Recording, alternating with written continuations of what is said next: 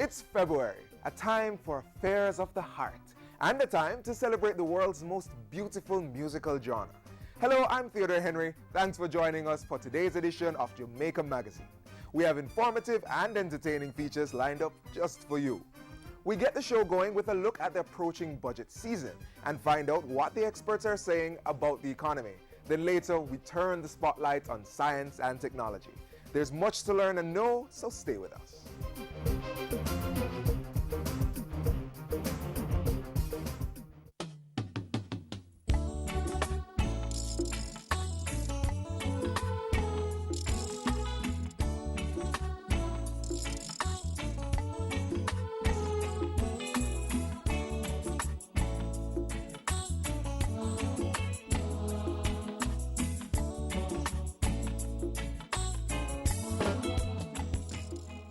Employers, tired of waiting in long lines at the tax office? Wait no further. Government is making it easier for you to pay taxes. As of January 1, 2015, file your employer's annual returns online. No lines, no hassle.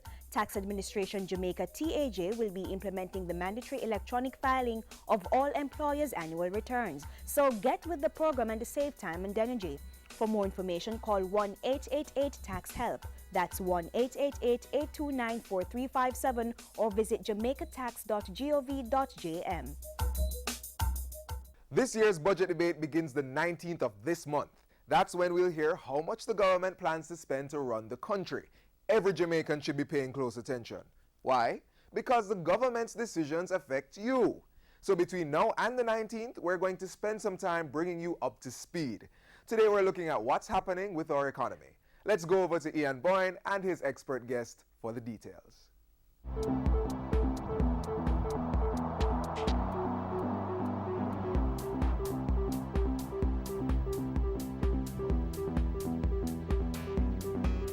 Thanks for joining us for Issues and Answers. I'm Ian Boyne. Today we talk the economy. The budget debate will be earlier this year, and the finance minister last week gave an update on the economy in which he pointed to certain positives. We have with us today lecturer at the University of the West Indies Department of Economics, Dr. Andre Horton. He's also a columnist in the Gleaner, and he'll be talking to us about economic matters as well as some personal financial matters that I'm sure you will have interest in. We thank you for your company. Andre, good to have you on the show. So the finance minister reported on a number of positives, 17 and a half weeks of imports shown by the $1.9 billion in the net international reserves, reduction in the balance of payments, fiscal surplus, single-digit inflation rate, single-digit interest rates, and also a reduction in unemployment. So it does seem that a number of the indices are moving in the right direction. Yeah, remember, when we entered this IMF agreement, it was really to get these economic numbers, these figures in order, so that we can focus on real economic activity. We already knew from day one that we didn't have the fiscal space in the budget to really inject into growth and development projects in the first place, which is why the aim was to reduce the debt to GDP ratio, get a better NIR balance, narrow the gap between imports and exports, which we have done thus far, and also keep inflation within a very, very minimal bound. What is happening now, exchange rate, we're seeing where it depreciated less last year than did in 2013, which is a plus, because many people anticipated that we might have entered a currency crisis in 2014, which we did not. So that's a plus for us. I mean, overall, the business platform is improving, and people are getting a better feel of what is going on now and getting a better understanding that, yes, we need to improve these figures. Inflation needs to maintain a minimal bound. You see where gas prices have been falling Yes. because of the fall in price of oil globally. And what this means is that prices, remember that oil enters most production processes. So the cost of, say, how much KFC produces its chicken for must fall because gas price, which is an input, Yes, an important input. falls. So what we really want to So we see should be is for seeing this better inflation outcomes this year. yes, Because the fall or the pass-through stability in the oil market is expected to pass hold. through. Yeah. And remember, it's a futures market, so we've been seeing this decline in price since early January last year. So the real effect, if it takes place with a lag, should take place this year. So we're expecting to see lower inflation, and what we want to see is firms really absorbing this lower cost into their production process and not just Passing on the passing cost it on to consumers. to consumers. Because certainly if the increases are traditionally passed on, then the decreases ought to pass on Yeah. similarly. And that's it for most developing markets. They are characterized by what we call asymmetry, wherein firms pass on all the costs that they absorb whenever prices increase to consumers. But the benefits that they receive when prices of inputs fall, they tend not to pass them on to consumers. And it's really a selfish approach towards economics because it depends on your elasticity of demand for the firm. If when you increase price or you decrease price, your demand don't really change, then some firms won't want to change their price. But if you can drop your price by a very small amount and your increase your demand sales. increase by, Then it's in the interest of the company to do yes, that. to really understand the elasticity of demand of So the firm. enlightened self-interest should spur them Yes, yes. to pass on the Yeah, because decreases. that will also help them to maximize profits. Because if you don't understand your demand for your product, how prices really influence the demand. But Andre, there are many persons who, when the finance minister and others talk about things moving in the right direction, interest rates going down, and the other rates such as the balance of payments and current account deficit figures moving in the right direction, they say, but that doesn't really affect their lives at all. These numbers don't really affect them. What's the connection between those things taking place and what they see when they go to the hospitals and have to wait for long hours when they go to health centers and they can't get through, when they are having problems with lack of facilities in schools? What's the connection between the economic indices going in the right direction and their social needs? Yeah, basically, you won't see a direct impact at the onset with changes or improvement in certain social services or improvement in the standard of living whenever these indicators are improving. But what is happening is that if the indicators improve, it improves the potential of the country to move towards better services, because what it will do, it will free up other monies, free up fiscal policy, free up the government in terms of how much they can really inject into the economy. And once that's achieved, it also provides a better business platform for business to really erect themselves and take off. And with that, it really pushes the economy now to have itself in a better frame of mind to move forward to get better social services. So over time, people will start to see the effect. Yes, because remember, We'll take the break at this point. We're trying to break down economic matters in simple ways that you can understand the connections between things. Dr. Andre Horton is a lecturer in the Department of Economics at University of the West Indies. We take a break, but we'll be right back.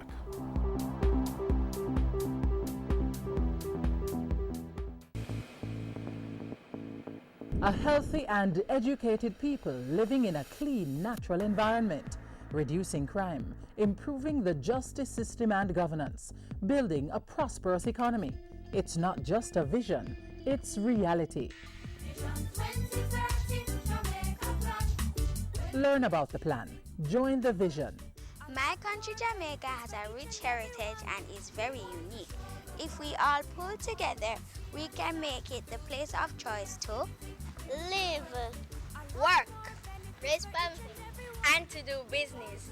For more information on Vision 2030, call the Planning Institute of Jamaica or visit vision2030.gov.jm, your parish library, school library, or the Jamaica Information Service.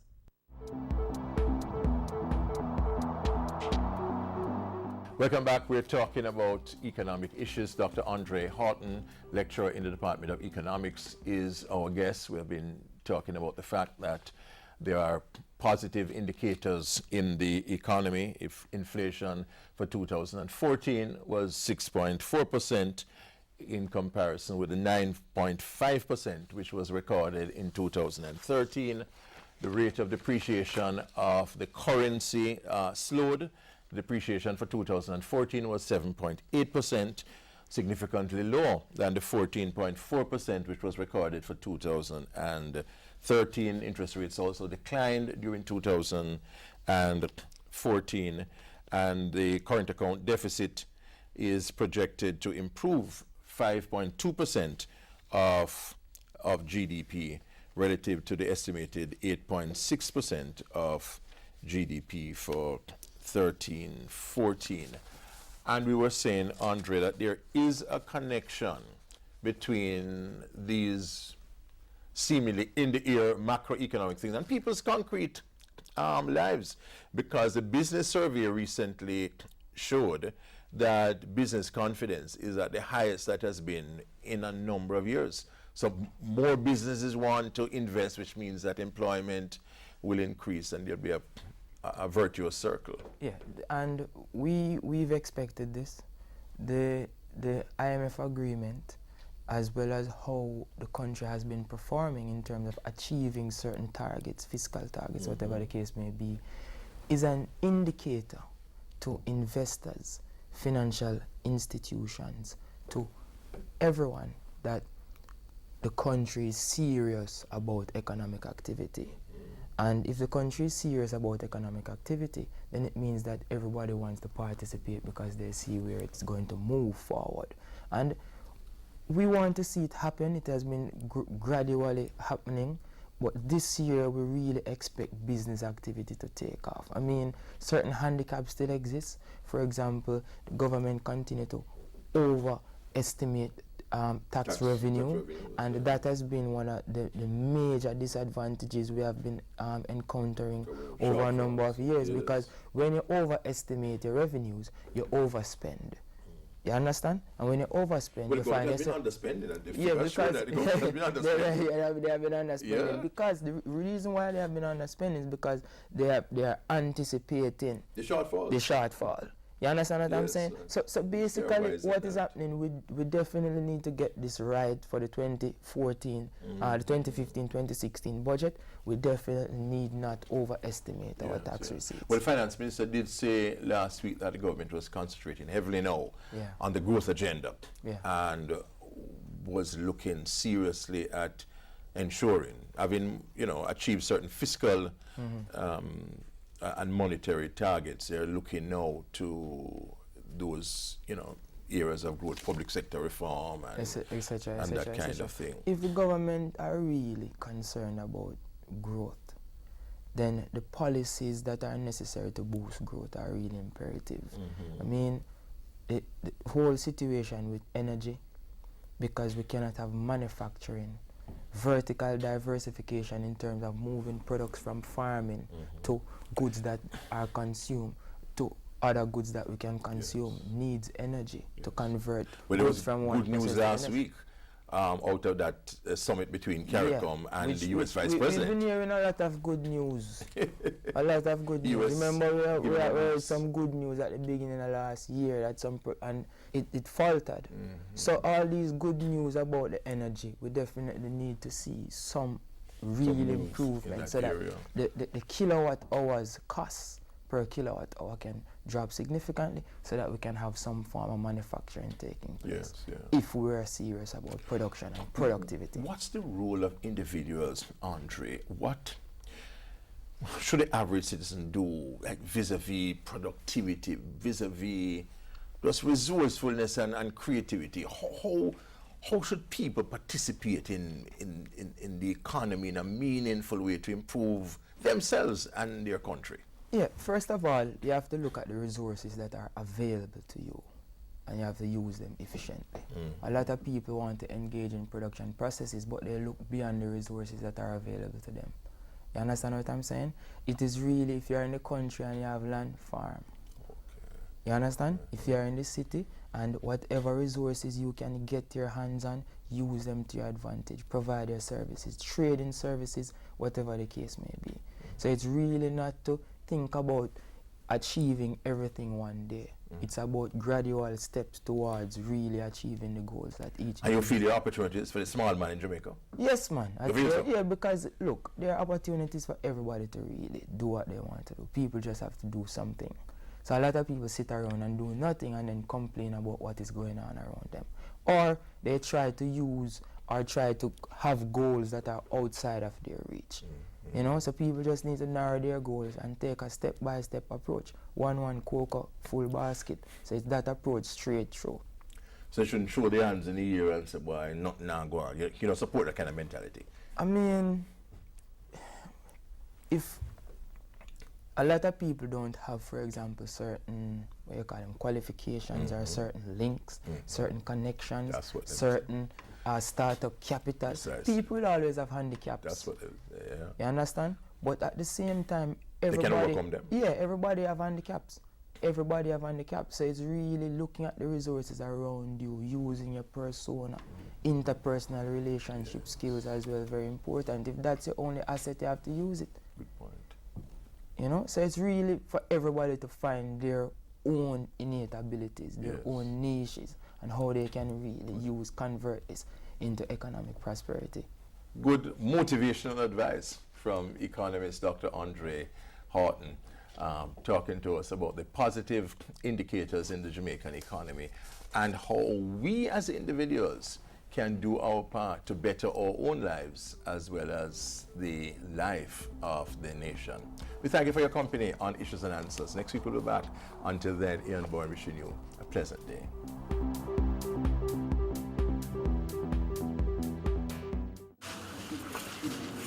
Nicky baby, come here. You understand, so I have to send you guy your auntie so you can go school and turn out better than me.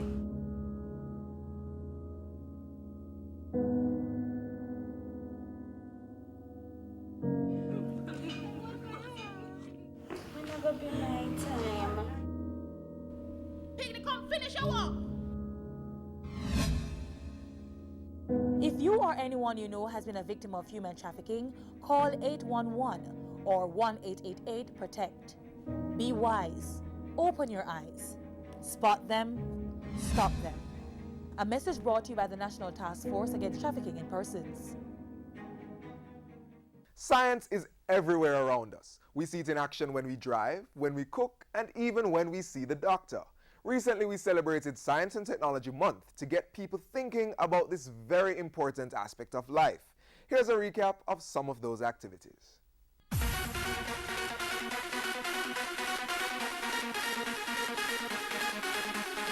Science is the ability for ordinary people to do extraordinary things. We want the people of the country to understand that when we say science, it is not necessarily the man in the white coat in a laboratory, but the science speaks to the knowledge base that the people have, what you may call the cultural science as opposed to the discovery science in the laboratory.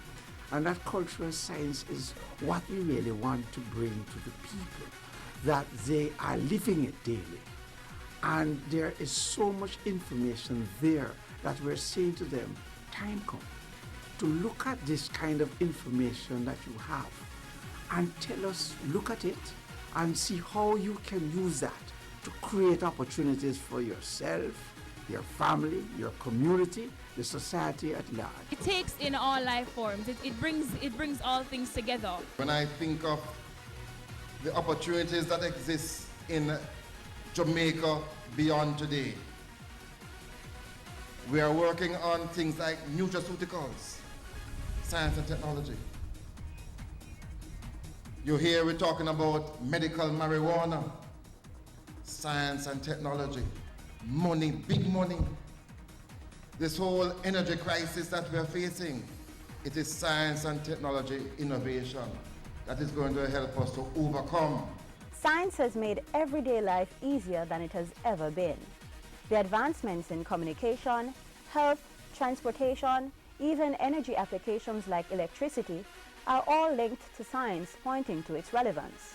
It is with this in mind that the month of November for the past 16 years has been declared Science and Technology Month, a period within which Jamaicans are made aware of our innovators, new developments in science and technology, and given a platform to showcase their scientific ideas. Science for Life was the theme for Science and Technology Month 2014, and as is the norm, the Governor General gave his stamp of approval.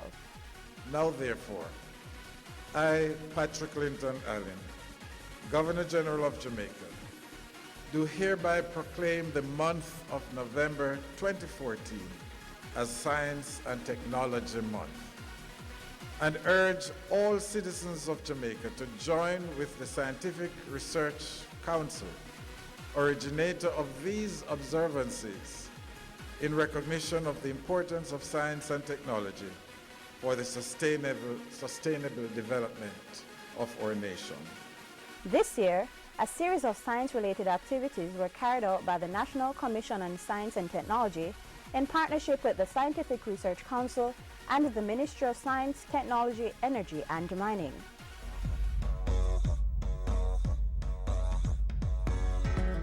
To start the ball rolling was the first meeting of the reconstituted National Commission on Science and Technology to discuss the establishment of nutraceutical companies in the coming year. We are giving sharp focus to the development of nutraceuticals from Jamaican plants as a necessary plan for accelerating growth and creating new businesses. Then, there was a third biennial conference on science and technology, which was held at the Jamaica Pegasus Hotel over a 3-day period under the theme Green Gold Medicinal Ganja and Other Natural Products, Potential Source of Wealth for Jamaica. The last day of the conference culminated with the National Awards for Science, Technology and Innovation, where outstanding Jamaican innovators and scientists were recognized and celebrated for their contribution to the field. The evening's prestigious 2014 National Innovator of the Year Award was presented to Mr. Harlow Main of Mainex Technology for his invention of the H2 Flex hydrogen hybrid project. While the National Medal for Science and Technology Award saw 3 nominees who have contributed to the field of science for over 20 years, Professor Gossett Oliver, Dr. Henry Lowe, and Dr. Terence Forrester. Dr. Henry Lowe emerged the winner. The monthly activities continued with the second staging of the Science in the Park Expo, held at Emancipation Park in New Kingston. There were booths showcasing interesting innovations from students, as well as information on careers and other opportunities in science.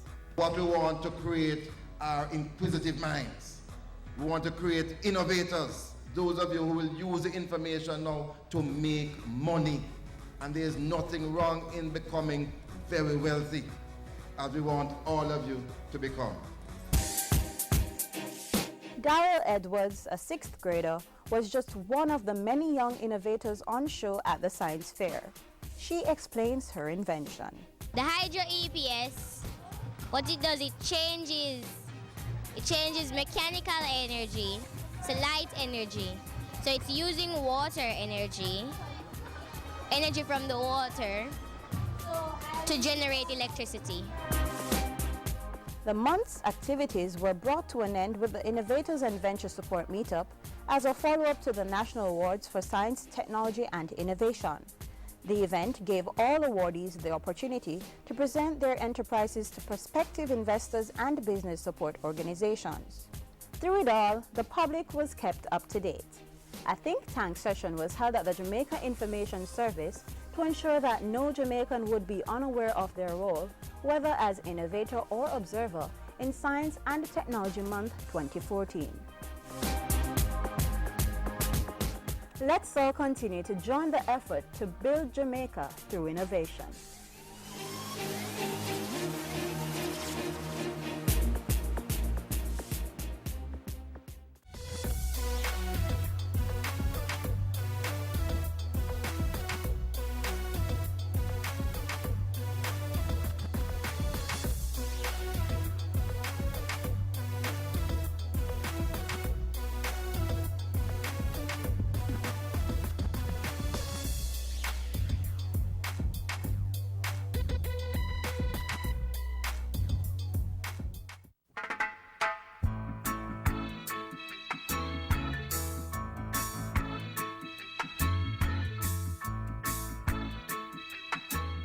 I'm often asked the value of reggae music and the value of Bob Marley to Jamaica and Jamaica's tourism. And I will say it's immeasurable. It's not something that you can put a figure to. Bob Marley, in his short life, really accomplished some things. And it's interesting. Today I looked at some of the things, and just to see that a person could be awarded in 1978 the Peace Medal of the Third World from the United Nations. In 1994, to be inducted into the Rock and Roll Hall of Fame.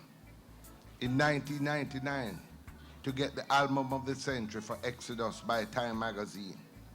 In 2001, to get a star on the Hollywood Walk of Fame and be awarded a Grammy Lifetime Achievement Award. Rolling Stones has ranked him number 11 on their list of the 100 greatest artists of all time. And One Love has been named the Song of the Millennium. This is not the achievement of an ordinary person, and we must give credit to him for all that he has achieved. What made Bob great is the extent of his lyrics. He spoke about things that touch the lives of the common man. He spoke about revolution, he spoke about liberation, and these are timeless values. And I see it again in some of our young artists that this trend continues. We at the Ministry of Tourism and Entertainment have a debt to pay, not just to Bob, but all our artists who keep our flame flying high. On the anniversary of his 70th birthday, I just want to say to all those involved, to the family, to the foundation, keep the work going. We will work with you to keep the message of Bob Marley going across the world, because it's a message that keeps brand Jamaica and shows what is the best of brand Jamaica.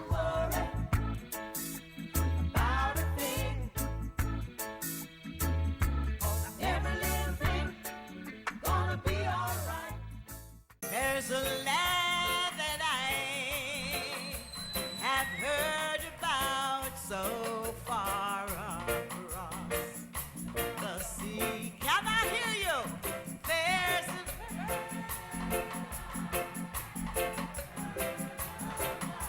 so far across the sea to have you on my dreamland would be like a heaven to me.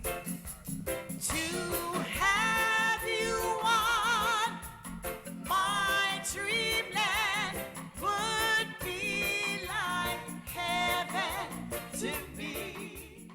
Life is one big road with lots of signs, so when you're riding through the ruts, don't complicate your mind. Flee from hate, mischief, and jealousy. Don't bury your thoughts. Put your vision to reality. Words of wisdom from Reggae King Bob Marley, whose birthday will be celebrated this coming Friday. Our time is up, but the information continues to flow on our website, jis.gov.jm.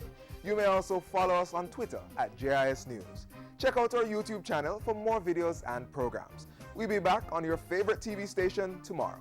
Until then, I'm Theodore Henry, wishing you a wonderful Sunday. This has been a production of the Jamaica Information Service, the voice of Jamaica.